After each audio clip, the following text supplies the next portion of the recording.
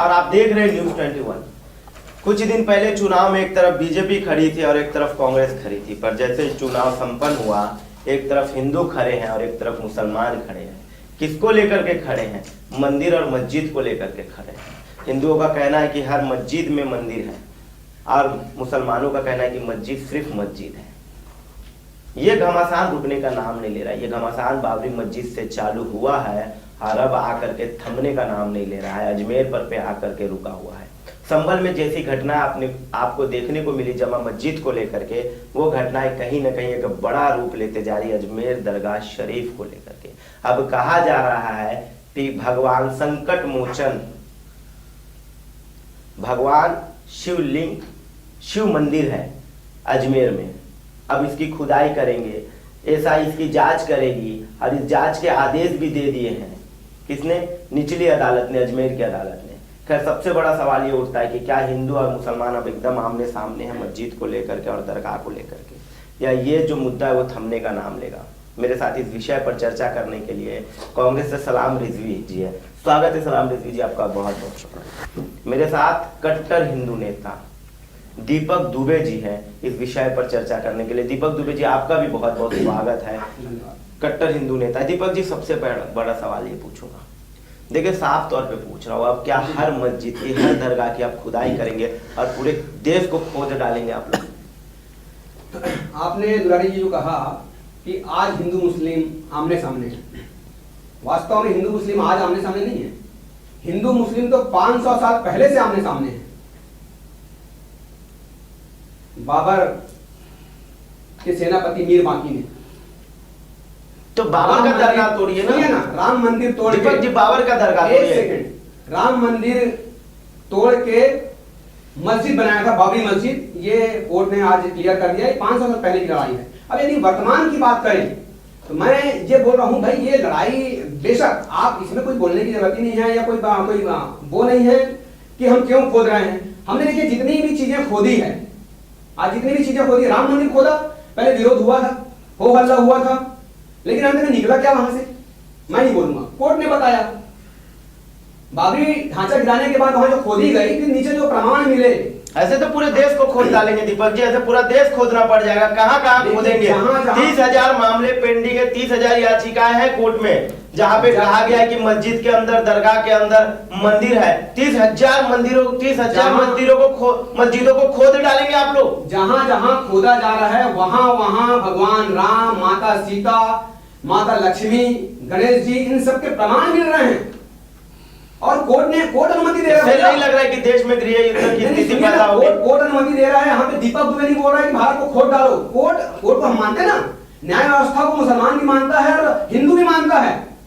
मेरा तो ये मानना था कि जब पता लगा कि बाबरी ढांचा के नीचे में राम मंदिर है, जब पता लग गया, नहीं लगा तो पता नहीं लगा था, लेकिन जब लग गया तो भारत के मुसलमानों को स्वतः आगे आके बोलना चाहिए कि ठीक है भैया, यहाँ पे राम जी के अवशेष पाए गए हैं तो राम मंदिर बनना चाहिए। उनको सहयोग करना चाहिए था, तालमेल बनाना चाहिए। हिंदू मुस्लिम एकता ऐसे ही होगी, एक तरफा नहीं होने वाली है। सलाम जी, हिंदू आप लोग क्यों नहीं आगे आते हैं? क्या हर मंदिर को तोड़ करके आप लोगों ने या तो मस्जिद बनाया या तो दरगाह बनाया? क्या आपको कोई ऐसी जगह नहीं मिली जहाँ पे मस्जिद, मंदिर मैं कहना चाहूंगा सलाम जी ने नहीं बनाया है, ये पूर्वज जो भी पहले से हुई है। कांग्रेस का विपक्ष और मुस्लिमों का विपक्ष सलाम जी रखेंगे। मैं ये सलाम जी साफ तौर पे पूछता हूं कि पूर्वजों से जो गलती हुआ उसको कैसे सुधारेंगे, किस तरीके से होगा? क्या पूरे मस्जिदों को खोदा जाएगा, पूरे दरगाहों को खोदा जाएगा? और क्या मतलब सिर्फ मंदिरों को तोड़कर ही मुसलमानों ने, मंदिरों को तोड़कर ही पूरे मुसलमानों ने मस्जिद बनाया था?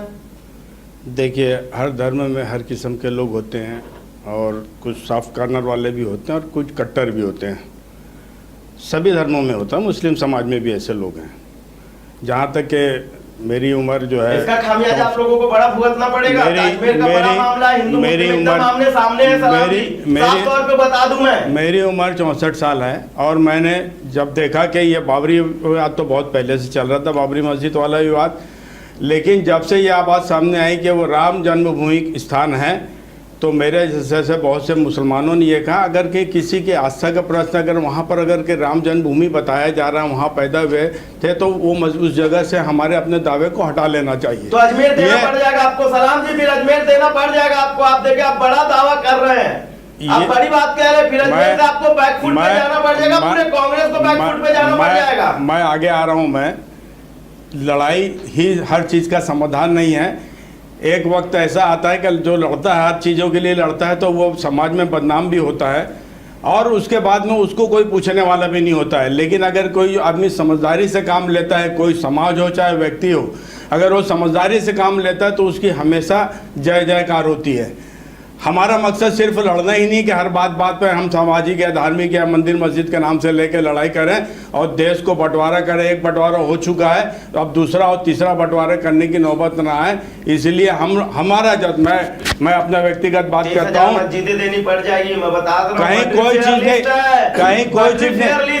हिंदू समाज में 4 काशी है, मथुरा है, बड़ी फेयर लिस्ट है। शंकराचार्य हैं राम जी, बड़ी फेयर लिस्ट है, बड़ी फेयर लिस्ट है। बार बोलो, बड़ी लंबी लिस्ट है, 30,000 मंदिरों की लिस्ट है, 30,000 याचिका है। मैं बहुत बड़ी जिम्मेदारी लेकर कह रहा हूँ, 30,000 याचिका कोर्ट में पेंडिंग है। ये याचिकाएं अपनी जगह रखी रह जाएगी, ये जितने मामले अपनी जगह रखे रह जाएंगे। अगर आज कहीं किसी चीज की विवाद की स्थिति बन रही है तो इसमें शंकराचार्य हैं जिनको हिंदू समाज मानता है। शंकराचार्य अपने साथ में बुद्धिजीवियों को लेकर बैठ जाएं।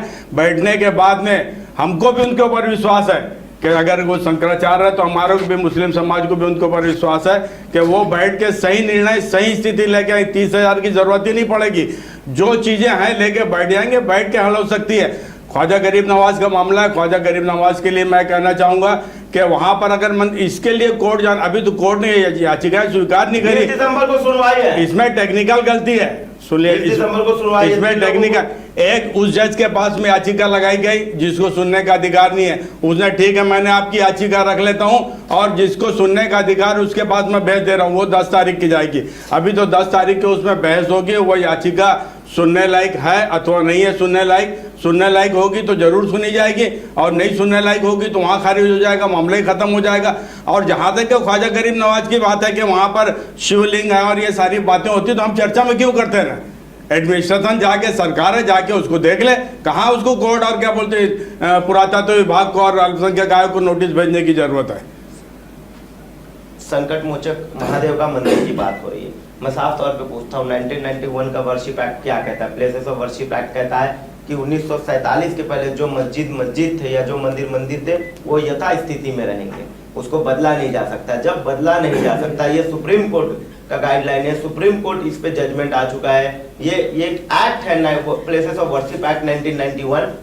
जब चीजें नहीं बदली जा सकती, उसका मूल स्वरूप आप नहीं बदल सकते, प्लेसेस ऑफ रिलीजियस नहीं बदल सकते, आप उसका मूल स्वरूप नहीं बदल सकते, तो इस सुनवाई का, इस खुदाई का क्या मतलब है? भाई जांच का आदेश भी, आप जिससे कोर्ट की बात कर रहे हैं, जांच का आदेश भी कोर्ट ने दिया है, हम तो कह ही रहे हैं ना, फिर जांच का आदेश कोर्ट क्यों दे रही है? जनमानस की भावनाओं को ध्यान में रखते हुए ये आदेश दे रही है। और मैंने कहा भाई आप देखिए, जहां जहां खुद रहे प्रमाण हमारे मिल रहे हैं। उसके अलावा मैंने ये भी कहा, अच्छा सबसे महत्वपूर्ण विषय ये है दुलारे जी, इसकी जो जड़ है केवल मंदिर का मुद्दा नहीं है, मंदिर मस्जिद का मुद्दा, इसकी जो जड़ है बहुत गहरी हो चुकी है हिंदू मुसलमान के बीच, वृक्ष बहुत घमासान हो चुका है, बड़ा हो चुका है। मैंने कहा कि ये मतभेद 500 साल पुराना है, अभी का नहीं है, लेकिन जो वैमनस्यता है हिंदू मुसलमान के बीच, जो वैमनस्यता है वो देश की आजादी के साथ बहुत ज्यादा गहरी हो गई। कैसे गहरी हो गई? थोड़ी सी धरती, थोड़े से लोग अलग हुए और 1947 की मध्य रात्रि को ही स्वतंत्र मुस्लिम राष्ट्र का झंडा गाड़ दिए। छल तो वही हुआ हिंदुओं के साथ। जब देश की आजादी के साथ थोड़ी सी धरती, थोड़े से लोग अलग होकर मुस्लिम राष्ट्र घोषित कर सकते हैं, तो इतनी बड़ी धरती, इतने सारे लोग जो अलग थे उनके साथ क्यों छल हुआ? क्यों ना इसको हिंदू राष्ट्र बना दिया गया? क्यों नहीं घोषित करते हिंदू राष्ट्र? दीपक जी क्यों नहीं किया गया? प्रधानमंत्री नरेंद्र मोदी जी हिंदू, राजनाथ सिंह हिंदू, अमित शाह हिंदू। एक विषय और रखना चाहूंगा, जो हमारे बीच हिंदू मुसलमान के बीच जो वैमनस्यता है वो खत्म क्यों नहीं हो रही है? देश का विभाजन भी कहीं ना कहीं धार्मिक कटुता की वजह से हुआ। आधार वही है, हमारी वैमनस्यता रही है हिंदू मुसलमानों की, इसलिए अलग हुआ कि मेरी हिंदू से नहीं जम रही है, हिंदू कह रहा है मेरी मुसलमानों से नहीं जम रही। देश का विभाजन हुआ, पाकिस्तान बना, देश का विभाजन। मैं बोलता हूं उसके बाद 1947 के बाद 1990 में ऐसा क्या हुआ था? लगभग 45 साल बाद ऐसा क्या हुआ था कि भारत, कश्मीर तो भारत का हिस्सा है, फिर कश्मीर में ऐसा क्या हुआ था कि कश्मीर के सारे मस्जिदों से पोंगे लगाकर खुलेआम ऐलान किया गया, या तो इस्लाम कबूल कर लो या घाटी छोड़ दो। ये क्यों हुआ? हम तो अलग हो गए। तब आप उसका बदला लेंगे। पाकिस्तान अब आप उसका बदला लेंगे। देखिए दुलारे जी, हिंदू समाज का, सनातन समाज का ये चरित्र रहा है कि वो कभी आक्रामक नहीं हुआ था, वो केवल सेल्फ डिफेंस में रहता है, अपने बचाव में रहता है। ये जो आज छोटी मोटी घटनाएं हम कहीं देख भी रहे होंगे हिंदुओं की, तो वो क्रिया की प्रतिक्रिया है। लेकिन हम अभियान नहीं चला रहे हैं कि गुस्ताखे नबी की एक ही सजा, सरतन से जुदा, सरतन से जुदा। ऐसा कोई अभियान सनातन समाज नहीं चला रहा है। तो कार्रवाई क्यों नहीं करते प्रशासन अब आपका, देखिए, शासन आपका, आप आप कार्रवाई देखिए, क्यों नहीं करते? लोगों को खोज के क्यों नहीं निकालते? राजस्थान में दर्जी कन्हैयालाल की हत्या होती है, विषय यही होता है, गुस्ताखे नबी के एक ही सजा, सरतन से जुदा, सरतन से 5 जुदा। मुसलमान भी संभल में मारे गए हैं। 5 मुसलमान भी संभल में मारे गए हैं। दीपक जी, 5 मुसलमान भी संभल में मारे गए हैं। अरे आप उदाहरण मत दीजिए, ये क्या है, इक्का दुक्का उदाहरण दे के आप विषय को मत डालिए। हमारा कोई मिशन नहीं है, ये अपराध है। अपराध घटना जो होती है समाज में, उससे आप जो है जिहाद को मत जोड़िए। जिहाद अलग विषय है और अपराध अलग विषय है। सुन लीजिए, जिहाद अलग विषय, अपराध अलग विषय है। आज महाराष्ट्र में सुनिए, राजस्थान के बाद, सलाम भाई थोड़ी 2 मिनट, मैंने बात की राजस्थान में दर्जी कन्हैयालाल की, उसके बाद महाराष्ट्र में उमेश कोल्हे की हत्या होती है, वहीं भी विषय यही आता है, वहां भी कि गुस्ताखे नबी की एक ही सजा, सरतन से जुदा, सरतन से जुदा। दिल्ली में रिंकू शर्मा की हत्या उसी स्टाइल में होती है। उत्तर प्रदेश में कमलेश तिवारी, हिंदू युवा वाहिनी की नेता की हत्या उसी स्टाइल में होती है। आखिर क्या चल रहा है देश में? हम दुनिया भर की बात कर रहे हैं, कश्मीर की बात कर रहे हैं, 1947 की बात कर रहे हैं, 1990 की बात कर रहे हैं। बांग्लादेश देख लीजिए, बांग्लादेश में क्या हो रहा है वो तो हम सब देख रहे हैं। सोच में फर्क यही है कि अगर कोई एक हिंदू अपने धर्म के बारे में अगर गलत बात कर रहा है तो उसको सारी सजा उसके लिए माफ है। मुस्लिम से अगर कहीं कोई गलती हो गई तो उसके लिए हम खड़े हो जाते हैं। हिंदू आज जागा है तो आप लोगों को क्यों आप लोग हिंदू धर्म को इतना नीचे गिरा रहे हैं? हिंदू धर्म पहले भी ऊंचा था, पहले भी जागृत था, आज भी जागृत है। अभी तो जागा है, बरसों से सोया हुआ हिंदू समाज। अरे हिंदू समाज हिंदू समाज आज राजनीति का शिकार हो गया। जागा है, खुद के बच्चों के पास में रोजगार नहीं है, खुद के बच्चों के पास नौकरी नहीं है, लेकिन हम खड़े हो गए, हिंदू समाज को लेके खड़े हो गए हैं। जो हाल बच्चे के पास नौकरी नहीं है, देखिए बड़ा सवाल आप लोगों के बच्चे के पास नौकरी नहीं, इसलिए आप लोग मस्जिद खुद के पास कारोबार नहीं है। आप देश की स्थिति क्या है? बटोरने के लिए आप लोग मस्जिद, आप में काबिलियत होगी तो नौकरी देगा कि आप नौकरी ले जाओगे? तो कंपटीशन चल रहा है, IAS IPS बनने की दुनिया भर के कंपटीशन चल रहा है। पहले PhD ऐसे ही हो जाता था। मतलब आप मानते हैं कि हिंदुओं के बच्चे जो है काबिल नहीं करके नौकरी नहीं मिल रही है, इसलिए उनको रोजगार नहीं मिल रहा है।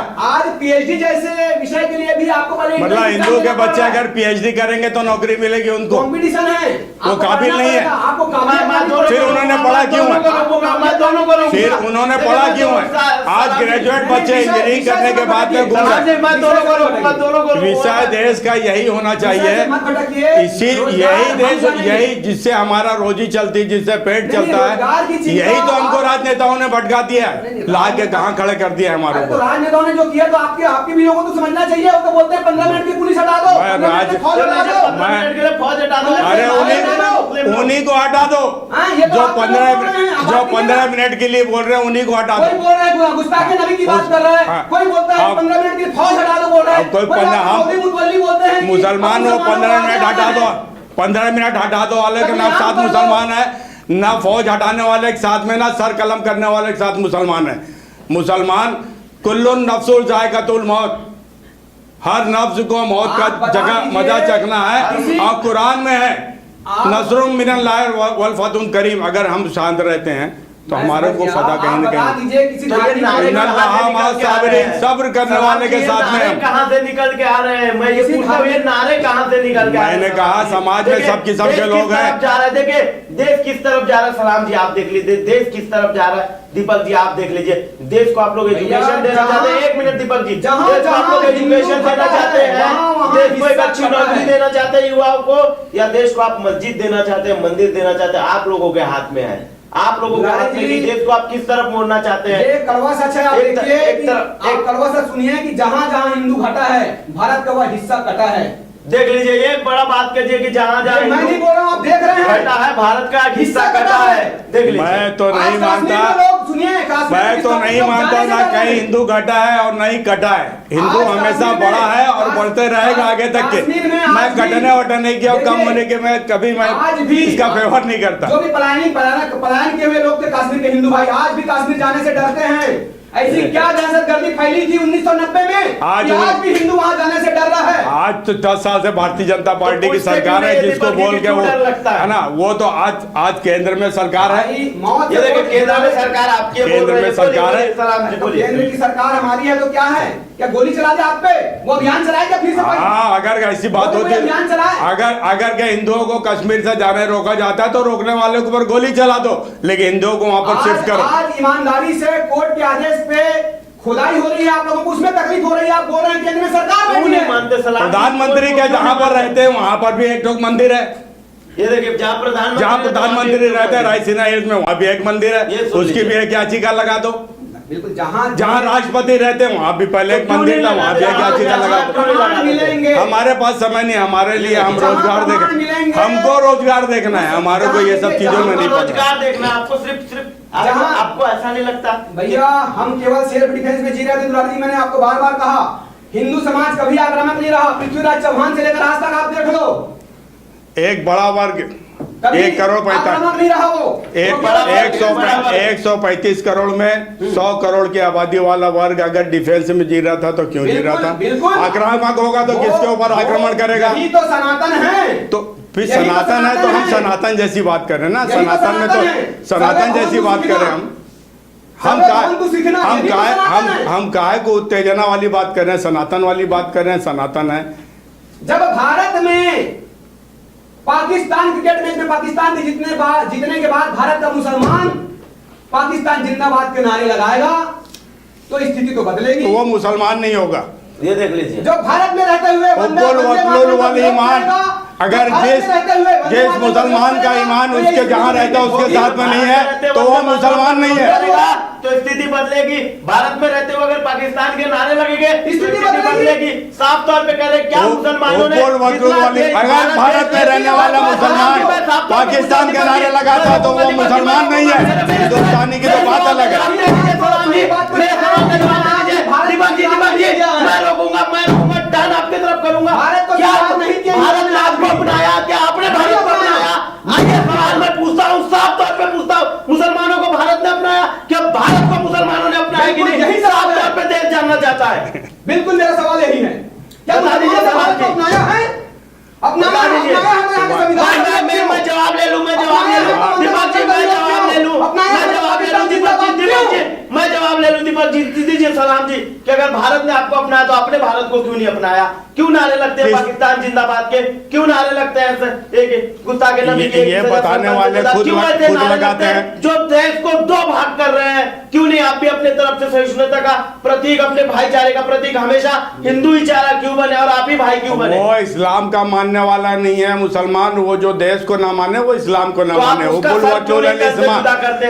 अगर के हिंदुस्तान में अगर मुसलमान रहता है तो पाकिस्तान का नारा लगा ही नहीं सकता, अगर लगाता है तो वो मुसलमान नहीं है। ये ऑन रिकॉर्ड कैमरे में बोल रहा हूं मैं, मुसलमान वो है जो हिंदुस्तान का नारा लगाए, हिंदुस्तान के संविधान को मानता, वो मुसलमान है। कितने मुसलमान इस्लाम में कहीं भी ये नहीं बोला गया है कि रहो यहाँ पर और गाओ दूसरे देश की, ये गलत बात है। मुसलमान इस देश में रहता है तो सलाम जी एकदम साफ तौर पे पूछूंगा, क्या पूर्वजों की गलती की वजह से आज जो बेकसूर मुसलमान है वो किसी कटघरे में और किसी मुसीबत में खड़े हैं? पूर्वजों की गलती नहीं है, पर मारे नहीं जा रहे हैं, मारे तो हम जा रहे हैं। ये मारे नहीं जा रहे, मारे तो हम जा रहे हैं। देख लीजिए बड़ी बात कर रहे हैं, कटघरे में खड़े हैं और तकलीफ झेल रहे हैं, लेकिन मारे तो हम जा रहे हैं। गर्दन तो हमारा कट रहा है, बलात्कार तो हमारे बच्चों का हो रहा है। आप देखिए क्या हो रहा है, बांग्लादेश में क्या हो रहा है, कश्मीर में क्या हुआ। क्यों नहीं मुसलमान इकट्ठा होकर के? हिंदू आज विरोध प्रदर्शन कर रहे थे मरीन ड्राइव पर, मैं बता दूं 2 मिनट डिबेट को रोक करके यहीं पर कि अभी हिंदू पंचायत की तरफ से सारे लोग हिंदू इकट्ठा होकर के बांग्लादेश का विरोध कर रहे थे। बांग्लादेश में जो हिंदुओं पर नरसंहार हो रहा है, जो आपने क्यों नहीं किया? तो आप मुसलमान भी कर रहे हैं। कहाँ है? आप लोग क्यों नहीं आते? आप लोग क्यों नहीं रोड पर खड़े होकर के बांग्लादेश का पुतला दहन करते हैं, बांग्लादेश के खिलाफ बोलते हैं? क्यों आप चुप्पी साध कर रहे थे? और ये चुप्पी कहीं ना कहीं ये नासूर बन जाता है। ये छोटी सी जो फुंसी आप छोड़ करके जाते हैं, ये फोड़े में तब्दील हो जाता है और ये बार बार उसी बात की दुहाई देते हैं क्यों नहीं मुसलमान को एक होकर के, क्यों नहीं मस्जिदों से ये ऐलान की जाती है कि आप आइए और हिंदू भाइयों की रक्षा कीजिए। अब 10 ऐसे जब मुसलमानों पे अत्याचार हुआ तो हिंदुओं ने अपने मंदिर में छुपाया, अपने मंदिर में बचाया, क्यों नहीं कोई ऐसा घटना सुनने को मिलता है कि मस्जिद में भी हमने हिंदुओं को छुपाया? ऐसी बहुत सी ऐसी घटनाएं हैं जहाँ बहुत सी ऐसी घटनाएं हैं जहाँ पर हिंदू वर्ग अगर कम संख्या में रहा और वहाँ दंगे हुए हैं तो मुस्लिम लोगों ने उसको अपने घर में दिया। ऐसा नहीं है। मैदान में क्यों आके नहीं कर रहे हो? सोशल मीडिया में तो हर कोई कर रहा है, मैदान में आके क्यों नहीं कर रहे हो? मैदान में आइए आप लोग। ये एक बड़ा सवाल खड़ा कर रहा है और ये सवाल मैदान में आइए, वो 20 करोड़ मुसलमानों पे खड़े हो जाते हैं। दिखना चाहिए सनातन समाज को। मुस्लिम समाज ने राज्यपाल से समय लिया है इस संबंध में, बांग्लादेश के संबंध में बात करने के लिए कि वहाँ जो हिंदुओं के साथ हो रहा है, जिस दिन समय आएगा मुस्लिम समाज आपको देखे मोर कह दिया। जंगल में मोर नाचा किसने देखा? वो आपका कश्मीर में नाचा किसने देखा? आप जो कश्मीर में नचा रहे थे उसको किसने देखा था? 92 में आपने बोल दिया कि ऐलान हो गया था करके, उसको किसने देखा था? किसने सुना? कश्मीर भूल जाइए, बांग्लादेश कौन देख रहा है? बांग्लादेश क्या है? ये तो ऑन रिकॉर्ड बोल रहा हूँ, नहीं दिख रहा है। ये तो ऑन रिकॉर्ड बोल रहा हूँ मैं कि ऐसे घटनाओं की मैं पूरी तरीके से मजम्मत करता हूँ, उसकी निंदा करता हूँ। मैं कश्मीर का प्रमाण नहीं मांगते, भगवान राम के वजूद का भी प्रमाण मांगते हैं। हिंदुस्तान के हिंदुओं के साथ नहीं, मैं पूरे देश के हिंदुओं के साथ में हूँ। अगर उनके साथ में कहीं पर भी, अगर के कनाडा में भी उनके साथ में घटना घटती है खालिस्तानियों के साथ में, तो मैं हिंदुओं के साथ में खड़ा हूँ। कनाडा के खालिस्तानियों के साथ में नहीं हूँ मैं। मुस्लिम समाज कहाँ है? मुस्लिम समाज का एक प्रतिनिधि हूँ मैं। सलाम जी मुस्लिम समाज की तरफ से बात करने आए हैं, आप अपनी बात करने नहीं आए हैं। मुस्लिम समाज क्यों नहीं खड़ा होता? मैं बोल रहा हूँ, मतलब मुस्लिम समाज बोल रहा है। कनाडा में भी अगर के हिंदुओं के साथ में वहाँ पर ज्यादती हो रही है तो मुस्लिम समाज उसकी मजम्मत करता है, उसकी निंदा करता है। पर रोड पे क्यों नहीं उतरता है? मजम्मत करता है तो क्यों नहीं कैंडल मार्च निकालता है? मजम्मत करता है तो पुतला क्यों नहीं जलाता है? मजम्मत करता है तो ये देश के प्राइम मिनिस्टर को क्यों नहीं सुनाई देता है? दिल दहला देने वाली घटनाएं हो रही है बांग्लादेश में, दिल दहला देने वाली घटनाएं हो रही है। अगर आप चाहते हैं भाईचारा बना रहे तो मुस्लिम समाज को भी मैदान में आना पड़ेगा। सलाम भाई, बिल्कुल आना पड़ेगा, आना चाहिए। मैं आखिरी काउंटर अजमेर पे ले लूं साफ तौर पे, ये मसला कहां तक जाएगा और क्या आप इसी तरीके से आगे बढ़ेंगे? मैं आपके तरफ आऊंगा दीपक जी आखिरी में, पर मैं पहले सलाम जी का ले लूं कि ये आप अजमेर को लेकर के अब आप लोगों की, मुस्लिम समाज के और कांग्रेस का क्या स्टैंड रहेगा? अजमेर की अभी याचिका तो वो टेक्निकली जानबूझकर गलती से पब्लिक उसके लिए जो है, पब्लिसिटी के लिए जो है वो जानबूझ करके टेक्निकली एक गलत जज के पास में लगी थी और उस जज ने उसको सुनने का अधिकार नहीं था। तो उन्होंने जिसको अधिकार उनके पास अभी दिया है 10 दिसंबर के, उसमें सुनवाई होगी। अब वो तथ्यों के आधार पर अगर स्वीकृत होती है तो फिर उसके बाद में फिर उसमें जो भी कोर्ट फैसला देगा उसमें आगे बात बढ़ेगी। और ऐसा कोई बात नहीं, शासन अगर चाहे तो शासन अपना बड़ा बात फिर प्रमाण आ जाएगा, प्रमाण आ गया, साक्ष्य हमारे फेवर में आ गया। आप क्या चाहते हैं? सूफी संत को वहाँ से हटा दिया जाए? पर 19 आपको प्रोटेक्शन देने के लिए प्लेसेस ऑफ वर्शिप एक्ट 1991 है। अगर इन्होंने पता भी कर लिया, एक मैं ये सवाल की तरफ आऊंगा तो मैं कहाँ रोकूंगा, अगर इन्होंने पता भी कर लिया कि वहाँ मंदिर था तो भी आपको प्रोटेक्शन देता है प्लेसेस ऑफ वर्शिप एक्ट 1991 कि उसका मूल स्वरूप जो है उसे बदला नहीं जा सकता। सुप्रीम कोर्ट का कहना है कि बदला नहीं जा सकता, पर कोई अगर जानना चाहता है तो उसे जानने का अधिकार जरूर है। तो वो सिर्फ, तो आप लोग इतना घबराए हुए क्यों हैं जब बदला ही नहीं जा सकता? तो और जब बदला नहीं जा सकता तो आप खोज क्यों कर रहे हैं? मैं तो आपसे ये पूछूंगा दीपक जी, जब उस अगर पता भी आपको चल गया कि संकट मोचक महादेव जी का मंदिर है वहां पर, तो भी आप मंदिर नहीं बना सकते क्योंकि सबसे बड़ा कानून उसमें आड़े आ जाएगा, सुप्रीम कोर्ट उसमें सामने आ जाएगा। विषय बनाने का आई कहां है फिलहाल? अभी तो खोज हो रही है, क्यों हड़बड़ा रहे हैं आप लोग? ये खोज हो रही है। अभी प्रधानमंत्री निवास की भी खोज होगी, वहाँ भी एक मंदिर है। राष्ट्रपति भवन के नीचे की भी खोज होगी, वहाँ भी एक मंदिर है। मुख्यमंत्री हर जगह के मस्जिद की खोज होनी चाहिए। ये तो चलेगा सिलसिला अभी जगह जगह। समाज चाह रहे हैं तो मुख्यमंत्री के घर में अगर मस्जिद है छत्तीसगढ़ के, तो वहाँ भी खोज होनी चाहिए। बिल्कुल। प्रधानमंत्री के घर में, बंगले में कहीं मस्जिद है तो ये मांगोगे? हम तो नहीं मांग रहे हैं। कोर्ट के मामले में हमारा कोई दखलंदाज नहीं है। यदि कोर्ट खोज रही है तो उसे खोज मस्जिद के मामले में तो साफ है, जहाँ विवाद हो वहाँ मस्जिद नहीं हो सकती।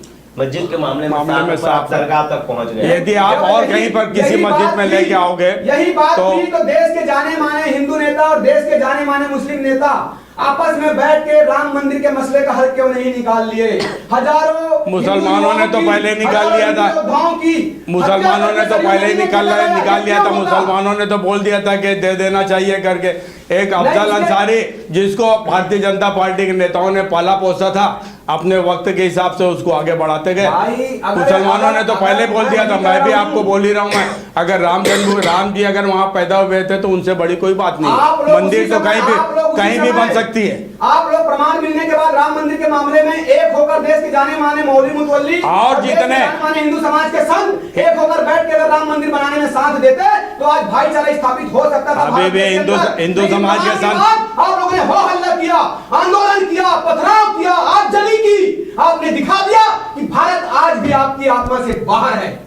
देखिए बड़ा सवाल खड़ा करते हैं कि भारत आपकी आत्मा से बाहर है। बता दीजिए, एक मिनट में बता दीजिए ताकि मैं क्लोजिंग स्टेटमेंट फिर लूंगा। ये सोच है कि भारत आत्मा से बाहर है। गोधरा मेरी सोच है, गोधरा मेरी सोच है कि आपकी सोच है? गोधरा का सच आ चुका है, अब सरकार में है तो आप अपने हिसाब से फिल्म बना के उसको फिर से आप उस सच को झुठला दो। क्यों बनता है? पिक्चरें कब बनती है ये विषय नहीं है सनातन समाज का, दीपक दुबे का। मैं पिक्चर पे नहीं जाऊंगा, मूवी पे नहीं जाऊंगा, मूवी क्यों बन रही है, लेकिन घटनाएं सब सत्य है। ये सारे लोग चिल्ला रहे हैं मोदी ये कर दिया, 14 के बाद वो कर दिया। बांग्लादेश में कौन सा मोदी है? बांग्लादेश में कौन सा योगी है? बांग्लादेश में कौन सा अमित शाह है? देश में जो उत्पन्न समस्या है उससे ध्यान हटाने के लिए धार्मिक मुद्दे को लेकर लेके आया जाता है समय समय पे, और इसमें हम उलझ के रह जाते हैं। देश की आर्थिक उन्नति के बारे में सोचते नहीं है अंततः। तकलीफ इस बात की है कि मर हम रहे हैं। कहाँ मर रहे हो? अरे मर तो बोल रहे हैं जिनके पास 2 वक्त को खाने के लिए नहीं है वो लोग मर रहे हैं बेचारे। जिनके बच्चे पढ़ के बेरोजगार घूम रहे वो लोग मर रहे हैं बेचारे, है ना। मंदिर और मस्जिद तो अपने घर में भी बन के पूजा पाठ की जा सकती है, उसके लिए हमारे को लड़ने की जरूरत नहीं है। मैंने कहा घटना को, आपराधिक घटना को जिहाद से मत जोड़िए दुलारे जी, मैं बार-बार बोल रहा हूँ। मैं जिहाद से नहीं जोड़ रहा हूँ, मैं बता रहा हूँ लोग सब तरफ कहीं पे मुस्लिम मारा गया है, कहीं पे हिंदू मारा गया है, आप अपराध से मत जोड़िए। अपराध जो सामान्य अपराध होते हैं देश के भीतर में, हर देश में होते, भारत की बात नहीं है। आप अपराध को जिहाद से मत जोड़िए। जिहाद अलग है, जिहाद अलग कर रहे हैं। जिहाद के मायने पहले समझ लें भाई, जिहाद के मायने मुझे भी मालूम है, सलाम भाई, मैं भी समझता हूँ, लेकिन उस मायने का तोड़ मरोड़ करके ये गलत उदाहरण क्यों प्रस्तुत किया जा रहा है देश के भीतर में? कभी लव जिहाद शब्द आ जाता है, कभी धार्मिक जिहाद आ जाता है। जिहाद पहले जिहाद के मायने हम लोग को समझ लेना चाहिए, है ना। पंक्चर जिहाद तक आ गया, कपड़ा जिहाद हो जाएगा, आप लोग कपड़ा जिहाद हो जाएगा। 35 से 45 सवाल भर दो और अमरनाथ यात्री फट जाए, टारे मर जाए। चलिए पंचर जिहाद चल रहा है, टैटू जिहाद चल रहा है। टैटू बनाने वाले कौन है? ज्यादातर 68 से 70 महिलाएं टैटू में मारी गई हैं, सबके सब हिंदू हैं। क्या टैटू जिहाद नहीं है? ये देख लीजिए, बड़ा जिहाद, टैटू जिहाद, लव जिहाद, लेड जिहाद, पंचर जिहाद।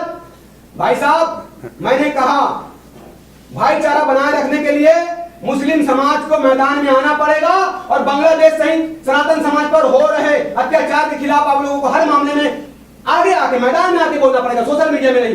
तब जाके भाईचारा स्थापित होगा। क्यों नहीं बोलेगा मुस्लिम समाज? अगर कहीं पर आप तो बोल रहे हैं अगर वहाँ प्रमाण मिल गया तो फिर देखेंगे। अरे प्रमाण मिलने के बाद क्या देखोगे? दे दो ना हमको, क्यों देखोगे आप? अजमेर शरीफ के दरगाह आपको दे दें? अरे दरगाह दे दो, क्या दे दो, फिर मेरे को दे दो। आप किस प्रमाण की बात कर रहे हैं? बात खुदाई की चल रही है। बड़ा हिंदू वर्ग मानता है अजमेर शरीफ को, बड़ा हिंदू वर्ग मानता है अजमेर शरीफ। आज भी हजारों लाखों से पर हिंदू मत्थे टेकते हैं मदरसे में। मैं तो बोल रहा हूँ, मैं कहाँ मना कर रहा हूँ, मैं नहीं जाता, अलग विषय है। पर आज भी हजारों लाखों हिंदू हैं जो जाके मदरसों में मत्थे टेकते हैं। अभी एक नई जानकारी आई, जिसने याचिका लगाया उसकी तीसरी पीढ़ी क्या बोलते मुस्लिम थी। सुन लीजिए, जिसने याचिका लगाया उसकी तीसरी पीढ़ी मुस्लिम थी। एक नई जानकारी आई। मीर बाकी के साथ आया होगा यहाँ। और यहाँ कौन बोल सकता है कि मेरी कुछ पीढ़ी जो है वो हिंदू थी, हिंदू होगी, कुछ मुसलमान और जो हम बहस करते हैं क्या उनके वो शुरू से क्या बोलते सनातनी रहे। ज्यादातर मुसलमान तो हमारे भाई हैं यहाँ पे, बड़ा बड़ा ज्यादातर मुसलमान तो भारत का हमारे भाई है। जितने बड़े मुस्लिम नेता है और जितने बड़े हिंदू नेता है, ये बता दे कि उनकी चौथी और पांचवी पीढ़ी भी क्या बोलते हैं, अभी जिस समाज में उसी समाज में थी करके। क्या मुसलमान कोई बोल दे कि मेरी 10वीं पीढ़ी भी मुसलमान थी करके। देख सकते हैं कि एक तरफ अजमेर को लेकर के एक तरफ हिंदू पक्ष खड़े और एक तरफ मुस्लिम पक्ष खड़े। विष्णु गुप्ता ने याचिका दायर कर दी और सुनवाई 20 दिसंबर को है, पर क्या सुनवाई में क्या फैसला आएगा, इसकी पूरी देश की नजर और पूरी विश्व की नजरें इस फैसले पर टिकी हुई है। क्यों? क्योंकि ख्वाजा गरीब नवाज की दरगाह वहाँ पर जितने ज्यादा मुसलमान मानते हैं उससे कहीं अधिक मात्रा में अधिक ज्यादा लोग हिंदू वहाँ पर माथा टेकते हैं। एक बड़ा सवाल खड़ा हो गया उन हिंदुओं की आस्था पर भी और मुसलमानों के भी आस्था पर। अब ये आस्था का विषय धीरे धीरे बढ़ते जा रहा है और सियासत भी इस पर बढ़ते जा रही है। एक तरफ बीजेपी, एक तरफ कांग्रेस है और हर एक नेता इस लड़ाई में अपने आप को सेकने से पीछे, हाथ सेकने से पीछे नहीं हट रहे हैं। क्या देखना अहम हो जाएगा कि ये लड़ाई अजमेर की जो लड़ाई है, अजमेर शरीफ की जो लड़ाई है, ये लड़ाई कहाँ तक जाती है। क्या हिंदू इसमें आगे आता है या मुस्लिम इसमें आगे आता है, या दोनों ही बैक फुट पे चले जाएंगे और फिर ये समझौते का मामला मिलेगा। खैर, पूर्व जज जो है, पूर्व सैनिक लोग जो है वो कहीं ना कहीं लगातार प्रधानमंत्री को चिट्ठी लिख रहे हैं और ये कह रहे हैं कि इसमें आप हस्तक्षेप करें, क्योंकि प्रधानमंत्री भी हर साल अजमेर में चादर चढ़ाते हैं, चादर भेजते हैं। जितने भी भारत में अभी तक प्रधानमंत्री हुए हैं वो अजमेर शरीफ में चादर भेजते हुए आए हैं या चढ़ाते हुए आए हैं। तो कहा जा रहा है कि प्राइम मिनिस्टर को इसमें हस्तक्षेप करना चाहिए और ये विवाद थमना चाहिए, इस विवाद को राजनीतिकरण ना किया जाए, अजमेर शरीफ को राजनीतिक मुद्दा ना बनाया जाए। खैर, ये तो 20 दिसंबर को पता चलेगा कि कोर्ट ने इस पे क्या कहा। सुप्रीम कोर्ट और हाई कोर्ट कौन आमने सामने है और किस जज का कौन सा बयान है। खैर, तमाम छोटी से छोटी खबरों को देखने के लिए न भूलें न्यूज़ 21।